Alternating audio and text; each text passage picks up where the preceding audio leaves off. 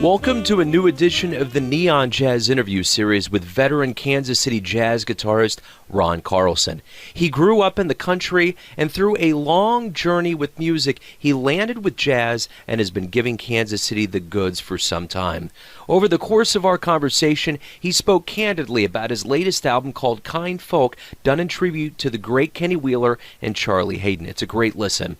We also discussed the Kansas City jazz scene, his future album plans, and much, much more. Please dig this interview, my friends. Hey, thanks for taking some time to talk with me. I appreciate it. Oh, I appreciate it too. I'm just going to go ahead and dive in here and get an idea of what has been going on with you lately as far as gigs and any projects that are in the works. Well, I was part of a project called Kind Folk, which was just released here this past month. I really enjoyed working on that project. Around that time, we recorded additional tracks. And actually, since then, I have probably enough material for 3 more CDs. I'm doing some playing locally. I try to play once in a while, not get too busy, but play gigs with my friends and enjoy music. Kind Folk it mentioned it was a tribute to Kenny Wheeler and Charlie Haden. Yes, no doubt.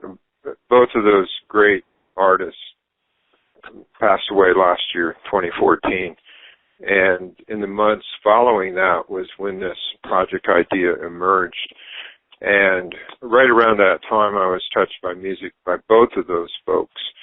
Kenny Wheeler, such a great player and arranger and composer.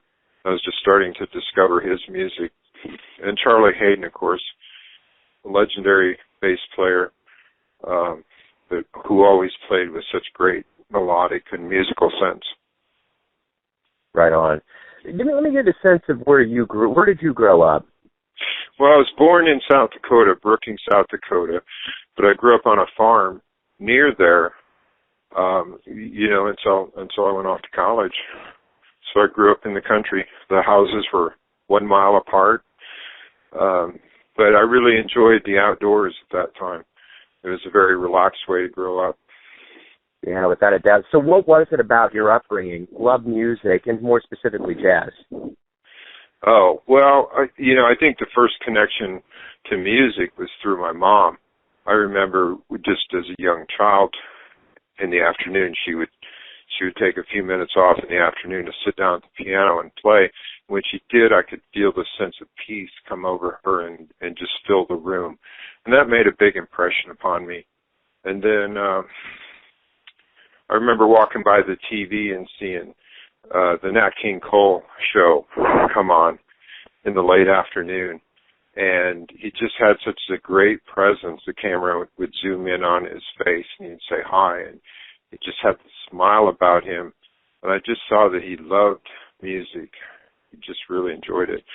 But the journey to jazz is kind of a long one. I went through rock and classical music before I kind of settled on jazz for most of my gigs.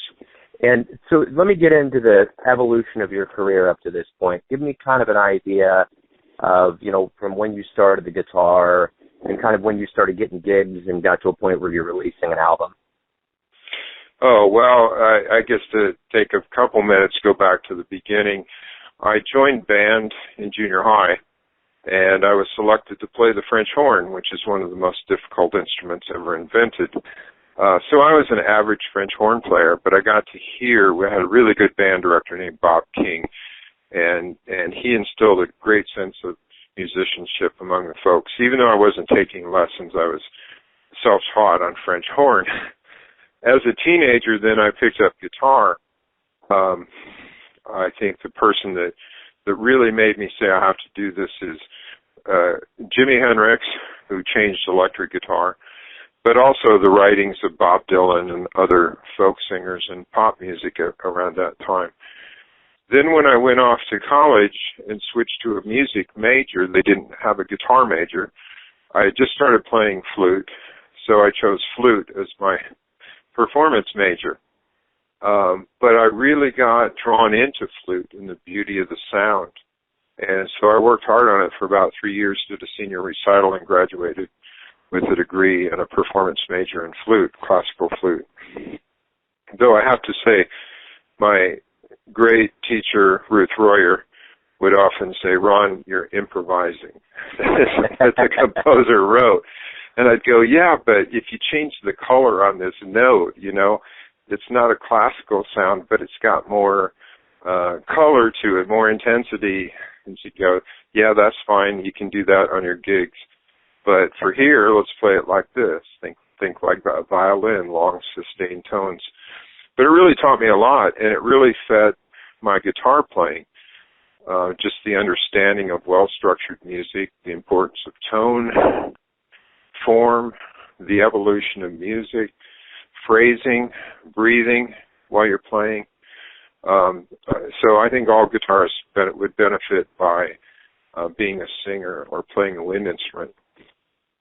So from college, we'd play rock band gigs, but I'd also play electric bass because most of my friends were trying to play Charlie Parker tunes and Thelonious Monk tunes. So I'd play bass in those kinds of groups and let the horn players do all the heavy work. Then I kind of went through a long period of playing in church music. Actually, I went to the University of Iowa to continue some graduate studies and studied electronic music as well. Heard lots of concerts, probably 100 recitals a year. So I was listening to all kinds of music. And jazz hadn't really pulled me in yet. And I performed in church worship teams for probably a good 20 years. But I got introduced or reintroduced to jazz through big bands. And after some education in big band literature and groups in town, I was drawn to small group again, where the guitar especially has more room and there's as an instrument to contribute, and also the freedom in a small group to improvise and shape the tune. And there's some really great talent in Kansas City, really great talent. And having heard some of these guys play, I started playing together with them. And that just fed my desire to continue down this path of trying to understand jazz, its tradition, and hopefully find my own voice. Absolutely. So, as a part of the Kansas City jazz scene, tell me what you like about it the most. Well, I like the high level of talent that is still friendly and supportive and not a competitive thing. There are not enough gigs for everybody, but it's still not a cutthroat business here. My best friends are musicians, and I try to support them. They're supportive of each other. The really good players understand that it's not a competition. It's much deeper than that. It's about playing music, and music is about extending your personality and trying to bring songs that heal people, I suppose. Yeah, absolutely. So from a historical sense, we obviously are in the cradle of one of the original hubs of jazz here. What's the most intriguing thing about the early days of jazz in Kansas City for you? Well, I think its connection to the roots of jazz coming from so many different influences, including some historical Kansas City folks, and then of course culminating in the emergence of and its connection to the bebop era. I think it's interesting that this art survived or grew or thrived or found gigs or found expression during a time where there was maybe a lot of illicit activity, when alcohol was illegal, or as the country was going through different phases of philosophies, that the music kind of thrived on the underside, and thrived it did. It isn't, it wasn't always there, but it's just interesting that the support for the arts for struggling musicians probably came from those venues not something from top down from academics or government. Yeah. So if you could go back in the old Kansas City days and see one act, who would you want to go see? Oh, well, the Kansas City guys, it would have to be Charlie Parker. Yeah. Yeah. If you're broadening it out, I would say my other guys would be John Coltrane or Wes Montgomery. Yeah. And if you went back in time, you know, it'd probably be J.S. Bach or Beethoven or Mozart. Absolutely. Yeah. That's And if you're New York guys, it would probably be, you know, Michael Brecker or Jim Hall. Spend time with those guys. Yeah, that'd be great. So let me ask you this. Why do you love jazz? Well, I think at the core is because jazz to me is a genre that emphasizes improvisation, and not just improvisation, but at a very high level of sophistication. Music, I believe, is very spiritual language. I don't know if you could find a person that says they don't like music. There isn't some kind of music that they love. And jazz, I think, is a genre, not to put it into a box, but if we want to say it's a genre, I think you can say it's one that can be proud of its history and its survival, its tradition, and its relevance today. And I think it's relevant because it continues to kind of push the boundaries, even of the diatonic harmony system. There are more great melodies and tunes to be discovered and written. And I think jazz, at the core for me, is a place where you can improvise and create music. Again, I think Bach sat down and created music. And in that sense, I think he was in that same spirit. But there are some great folks who could just walk up to a blank sheet of paper and create or compose on the spot great music. And that's something that I admire and respect, and that's why I'm hanging around. Yeah, cool. So you had mentioned that you have enough material off Kindfolk to fill up 3 more CDs. Give me a snapshot of what the future holds for you as far as recording and gigging and projects, and, just give me kind of an idea of what the future holds for you. Okay. Well, this Kindfolk was done when Rob Sheps was here on his twice-a-year visits to Kansas City area, and he brought with him a great baritone saxophone player and actually doubler named Roger Rosenberg. And so the band was built around that, and those two, and Bob Bowman, the great bassist Bob Bowman, and the talented young drummer Brian Stever, and myself. So that was the core group. We had 3 singers involved. They showed up, did great professional jobs, certainly delivered. But during that same period of time, we recorded some arrangements of Brad Gregory's of some classic Wayne Shorter and Herbie Hancock albums from The Soothsayer, Schizophrenia, and Herbie's Speak Like a Child.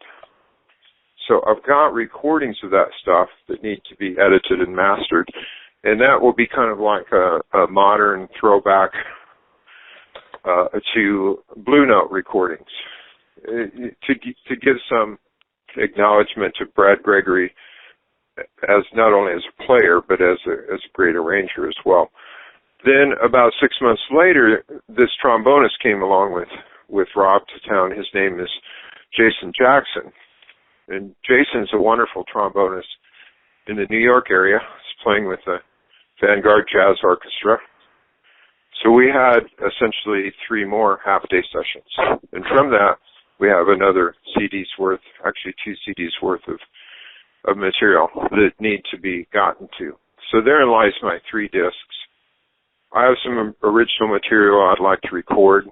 I would like to be involved in recording others, putting together groups specifically based on their personalities and their musicianship, and just letting them play and getting them recorded.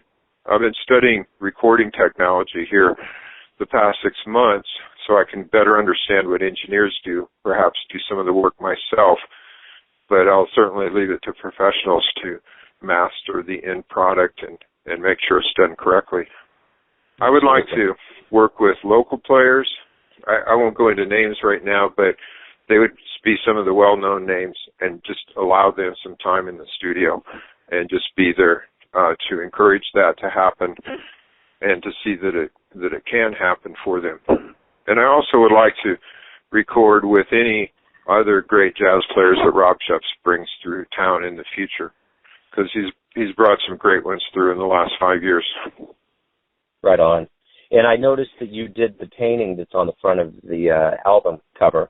I did that back in college, I guess, and I just happened to want something that was a little bit abstract. I have a quote there inside in the liner notes, but essentially it says, out in nature, in the wind and the waves and the sea and the surf, and there's this glorious way that sounds come together. And my hope is that musicians hope that when they get together, their music can blend the way things do in nature. Right on. So I got one more question for you, and it's this. Everybody has a perception of you. Your family does, your friends do, fellow musicians, those that you play for. But I want to know who you think you are. I hope that I'm a loyal friend. I'm a person with a rational mind and a rational approach, but also an artistic bent, hopefully with a gentle spirit. I want to live my life with hope and honesty and integrity and love others, certainly my family, my friends, but as much as possible. Love and peace, man. That kind of sums it up.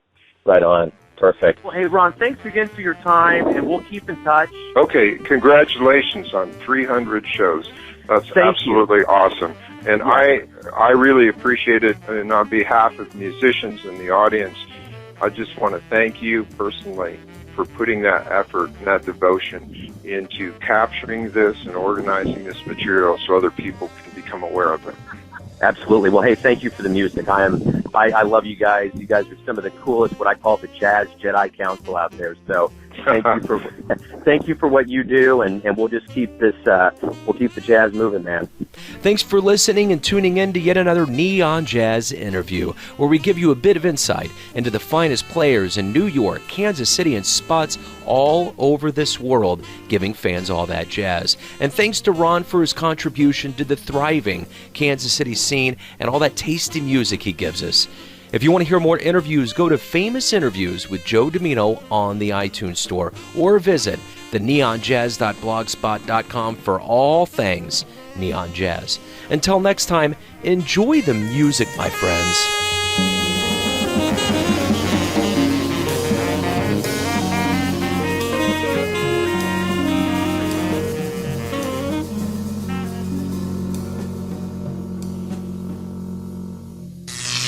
Neon Jazz.